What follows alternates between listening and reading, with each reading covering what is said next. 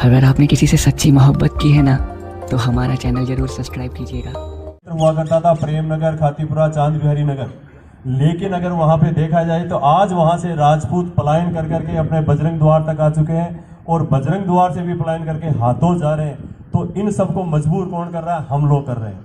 हम लोग कैसे कर रहे हैं कि आज ये जो दिखावा है ना, दिखावा प्रथा इतनी ज्यादा हो चुकी है कि इसके कारण से हम हमारी दूसरी, जैसे मान लो अगर मैं सक्षम हूं लेकिन मेरा भाई छोटा वाला सक्षम नहीं है, तो वो मजबूरी के अंदर अपना प्लाट बेचेगा या अपनी जमीन बेचेगा और अपनी बच्ची की शादी करेगा।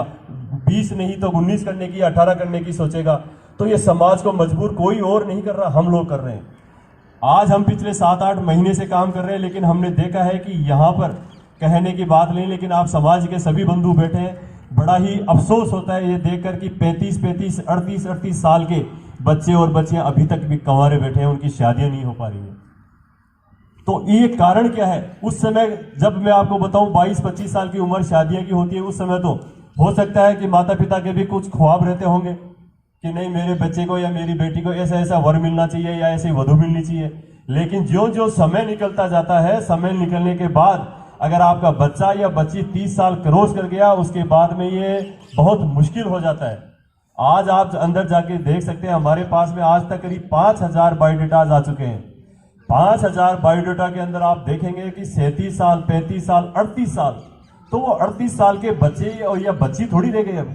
लेकिन क्या करें, मजबूर किसने किया? मजबूर कहीं न कहीं या तो माता पिता की चाहत ने किया, उनको खुद की कुछ ख्वाहिश थी उन्होंने किया, या फिर वो समाज जो अपन दिखावा करते हैं, शादी ब्याह के अंदर गाड़ी देते हैं, 21 लाख देते हैं, दोनों हाथों का गहना देते हैं वगैरह वगैरह। आजकल तो इतना ज्यादा बवंडर हो रहा है कि आप पूछो ही मत। तो वो कहां से? वो करना पड़ेगा अपने को। आज हमारी 20 या 25 साल की मेहनत हम सिर्फ 3 या 4 घंटे के दिखावे के लिए खर्च कर देते हैं। 25 साल मेहनत वो पिता करता है, लेकिन अपनी बच्ची की शादी करने के लिए, क्योंकि उसको दूसरे समाज, दूसरे बंधुओं को भी, समाज के अपने जो लोग हैं उनको भी दिखाना है कि नहीं तूने ऐसा किया तो यार लगभग मैं भी ऐसा कर सकता हूं। तो उसको मजबूर मत करो। समाज की इन्हीं मंचों के ऊपर मैंने राजपूत समाज की बहन बेटियों को रोते हुए भी देखा है कि हमारे को मजबूर कर रखा है हमारे समाज ने कि आप अगर 21 लाख दोगे तो ही हमारा बेटे की आपके साथ, बच्ची के साथ में आपके बच्चे की सगाई कर पाएंगे। तो ये क्यों? आपका बेटा सक्षम हो गया, वो गवर्नमेंट सर्वेंट है या प्राइवेट जॉब कर रहा है, अच्छा जॉब कर रहा है, तो वो आपको एक बच्ची तो लेके आ रहा है। आप बच्ची को रोटी, कपड़ा और मकान नहीं दे सकते, उसका भी आप मुआवजा मांग रहे हैं। लड़की के पिता से उस पर दबाव बनाया जा रहा है कि नहीं हमारे को तो 11 लाख दो, गाड़ी दो, दोनों हाथों के गहने। सबसे पहले मैं माता बहनों से पूछना चाहता हूं एक छोटा सा सवाल, बुरा मत मानना। आप दोनों हाथों के गहने मांगते हो, सासू जो भी है यहाँ पे बैठी है या बन जाएंगी थोड़े दिनों में, आप कहते हो कि नहीं मेरी बहू आई तो दोनों हाथों के गहने लेके आने चाहिए। तो कौन सी ऐसी सासू है जो अपने बहू के गहने आज तक उसके काम आ रही है, उन्होंने एक बार भी पहना हो? तो ये बुराई क्यों ले रहे हो आप लोग? बेटी का पिता जितना सक्षम होगा वो करेगा, लेकिन मांग मत रखो उसको, ये दबाव उस पर मत बनाओ कि नहीं आपको इतना तो देना ही पड़ेगा। मैं आपसे हाथ जोड़ के निवेदन करता हूं कि ऐसा दबाव समाज पे मत बनाओ कि समाज का कोई व्यक्ति आपके कारण से, जो आपका रिश्तेदार बनने जा रहा है, उसको प्लाट बेचना पड़े या मकान बेचना पड़े या ब्याज पे पैसा लेना पड़े।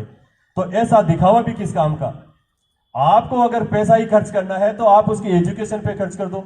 आज दोनों हाथों के गहने अपन बना देते हैं, लेकिन दोनों हाथों के गहने बनने के बाद में हमारे को यह भी नहीं पता रहता कि इसमें सोना कितना है। और हकीकत है हम सब वाकिफ है इस चीज से कि 40 या 50% भी सोना अपने को नहीं मिलता, लेकिन उसके बावजूद भी हम लोग नहीं कहते हैं कि दोनों हाथों का गहना तो चाहिए ही चाहिए, और वो पूरी उम्र लॉकर के अंदर पड़ा रहता है, उसका ब्याज और देते हैं हम लोग।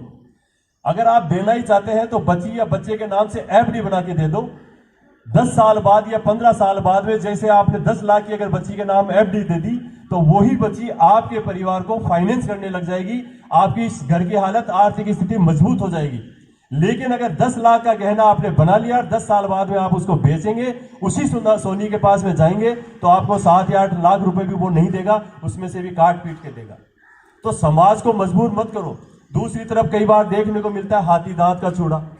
अब हाथी नहीं बचे तो दांत आएंगे कहां से? लेकिन हमारे दिमाग में ये चीज बैठी हुई है कि नहीं बहू आने वाली हाथी दांत का चूड़ा पहननी चाहिए।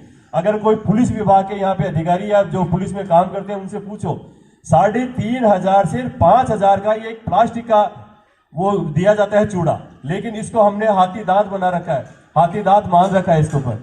हकीकत में है, आप चाहे पता करवा लेना, इंक्वायरी करवा लेना पुलिस वालों से, 3,500 और 5,000 से ज्यादा नहीं, लेकिन हम 1 लाख या 1.25 लाख तक देते हैं।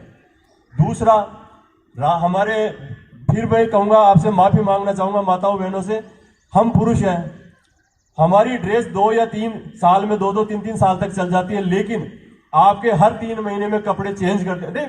हंसने की बात नहीं है, इसमें सोचने गौर करने के विषय है।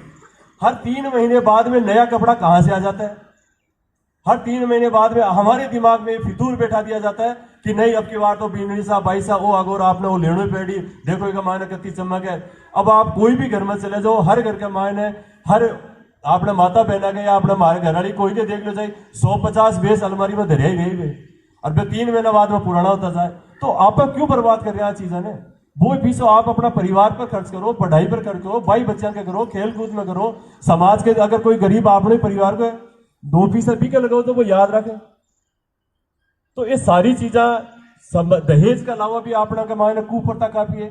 आप पढ़ना वो टीको पड़ता वो चाल रहे मृत्यु भोज, एक तो परिवार के मायने कोई मौत हो जाए, दूसरी तरह पापा के वहां के नहीं साहब मृत्यु भोज करो। अतः पहली तो गाँव का गाँव आया करता, लेकिन रिश्तेदार भी आवे तो बन भी मजबूर करियो जाए कि नहीं थे थाड़ी का मायने, अगर बटोड़ा बेटा के 11,000 डाल दिया तो वो बेचारा छोटा वाला बेचारा गरीब है, उसकी 1100 की भी हैसियत नहीं है, लेकिन उसको मजबूरी में कहीं इधर उधर से करने 5100 रुपए तो वो डालेगा ही डालेगा।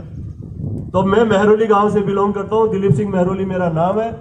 हमारे गांव के अंदर करीब 12-13 साल हो गए मृत्यु भोज पूर्ण बंद है। और मृत्यु भोज जैसे होता है, पगड़ी दस्तूर होता है, उस समय हम सिर्फ 100 रुपए लेते हैं। कोई भी रिश्तेदार आ जाओ, ताकि किसी के मन में हीन भावना ना हो। अगर आप थाली में कुछ लेना ही चाहते हैं तो सिर्फ 100 रुपए लें, ताकि ये कंपटीशन जो मैंने देखा है बचपन से लेकर आज तक कि हम 11,000, 21,000 उनको भी मजबूर कर देते हैं कि नहीं तुम्हारे को यार वो बड़े वाले बेटे के इतने डाला है तो आप लोगों को इतना 5 कपड़े लेके आओ और वो इतनी ओढ़नी वो लुगड़ी लेके आओ। और मेरे को पता है कि वो लुगड़ी कोई काम नहीं आती, आज तक किसी भी माता बहन ने वो लुगड़ी नहीं ओढ़ी होगी, उनको कहीं ना कहीं हम कचरे में डाल देते हैं या साइड में डाल देते हैं। फिर क्यों मजबूर करते हो? धीरे धीरे बदलाव हमको अपने आप को करना पड़ेगा। आप किसी और की तरफ मत देखो, खुद के अंदर देखो कि अगर मैं सुधर रहा हूं तो समाज अपने आप ही सुधर जाएगा। सबसे बड़ा बदलाव खुद का बदलाव है। आपने अगर मन के अंदर ये धार लिया कि नहीं, मैं अगर मेरे बच्ची या बच्चा जो भी है उसका न तो दहेज लूंगा न दूंगा, मजबूरी आ जाती है कई बार बच्चियों के पिता के सामने कि यार करेगा, जहां भी जाते हैं मांग रख देते हैं। बिल्कुल आप सही कह रहे हो, मांग रखते हैं, लेकिन दहेज विरोधी क्षत्रिय संघ इसीलिए आपके सामने ये मंच उपलब्ध करा रहा है। आज करीब 5,000 से बायोडेटा यहाँ पे पड़े हैं, दिल्ली में भी है, उज्जैन मध्य प्रदेश में भी हम गए हैं, चित्तौड़ में भी गए हैं, डीडवाड़ा में भी गए, हर जगह गांव गांव हम प्रयास करने, लोगों को जागरूक करने का काम कर रहे हैं। उसमें आपको बायोडेटा एक ही जगह मिल जाएंगे, और वो भी सिर्फ एक रहेगा कि हम ये चाहते हैं रुपया और नारियल। अगर फिर भी आप अपनी बच्ची को कुछ देना चाहते हो तो ये दिखावा मत करो। आप अपनी बच्ची को देते हो, चुपचाप आप जानो रगला जाने। उसमें भी आप कैश मत दो, गाड़ी मत दो, घोड़ा मत दो, गहने कम से कम करो। उसकी जगह मैं फिर आपसे निवेदन कर रहा हूं, आप एफडी कराओ, ताकि आने वाले 10 या 15 साल बाद में वही बच्ची आपके घर में आर्थिक स्थिति आपकी मजबूत कर देगी, काम आएगी। और भी अभी तो हमारा तो ये प्रोग्राम शुरू है, क्योंकि मैं तो हमारा आपस का काम बोलना है। आप में से अगर जो भी बंधु समाज के सामने अपने विचार रखना चाहते हैं, वो अपना नाम यहाँ पे लिखाएं और जरूर अपने विचार रखें। मैं सभी से निवेदन करूंगा कि जो भी मन में बात आती है वो समाज के आप सामने रखोगे, तभी तो कोई बात आएगी, नहीं निकल के। आप मन में पीड़ा लेके आए हो तो वो पीड़ा समाज के सामने रखो, समाज आपके सामने हो सकता है। यहाँ पे जितने भी बंधु या जो माता बहनें पधारी, उनमें से कोई ना कोई आपकी समस्या का समाधान यहीं पे बैठे बैठे हो जाए। तो हमें जब तक अपनी मन की भावना हम दूसरों के सामने नहीं रखेंगे, हम मन में कुंठित होते रहेंगे। इस कुंठा को बाहर निकालें। और भी कोई विचार रखना चाहते हैं, क्योंकि मैं तो दिन भर, हम दोनों तो आज बोलते रहेंगे, आप में से कोई बोलना चाहते हैं, कोई भी किसी भी तरह की समाज में बुराई या खत्म करना चाहते हैं, उसके लिए आप सभी का स्वागत है। यहाँ पे उन भामाशाओं का भी स्वागत किया जाएगा। भामाशाओं से मेरा मतलब है जिन्होंने समाज के अंदर या जो प्रोग्राम होते हैं उनमें सहयोग किया हो, समाज में किसी भी तरह की कुरीति खत्म करने के लिए, चाहे वो टीका हो, चाहे मृत्यु भोज हो, चाहे पटला हो, या और किसी भी तरह की कुरीति खत्म करने में अगर उन्होंने मदद की है, उनका भी यहाँ पे स्वागत किया जाएगा। कुछ लोग यहाँ पे अभी प्रोग्राम की शुरुआत करते हैं, गणेश वंदना से करेंगे। गणेश वंदना के लिए में हमारे प्रस्तुति के लिए